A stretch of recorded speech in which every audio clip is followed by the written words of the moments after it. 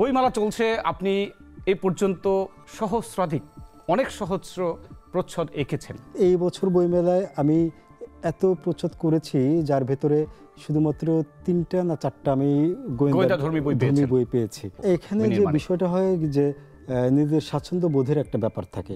তখন তো আপনারও একটা মানসিক প্রস্তুতি দরকার যে এই লেখাটাকে উপজীব্য করে আমি কিভাবে প্রচ্ছদটা আঁকলে পরে এটা ফুটে উঠবে। খুব সিনিয়র বয়স্ক প্রাজ্ঞ মানুষের জন্য লিখি না, আমরা দেখি কিশোর বা কৈশোরত্ব পার করেছে এমন একটা বয়সের ছেলে মেয়েদের জন্য কিন্তু বেশিরভাগই লেখা হয়। শার্লক হোমস কিন্তু পাইপ খেতেন এবং চারমিনার খেতেন আমাদের ফেলুদা, এবং সিগারেট খেতেন আমাদের ব্যোমকেশ বক্সী।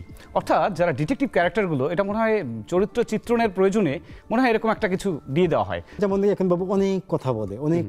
আবার দেখেন রবীন্দ্রনাথ যখন আমাদের গোয়েন্দা নিয়ে লিখেছেন, একটা গল্প লিখেছেন ডিটেকটিভ, হ্যাঁ, সে কিন্তু নিজেই ডিটেকটিভ হয়ে লিখছেন। প্রতি বছরই তার বইমেলায় যাক বা যে কোনো লাইব্রেরি থেকে হোক, গল্প, উপন্যাস, প্রবন্ধ যাই হোক। বই ভালোবাসি তোমারে দেখবেন প্রতিদিন সন্ধ্যা 5টা 45 মিনিটে। প্রযোজনা রানা ইসলাম, নিবেদক ব্যাংকক।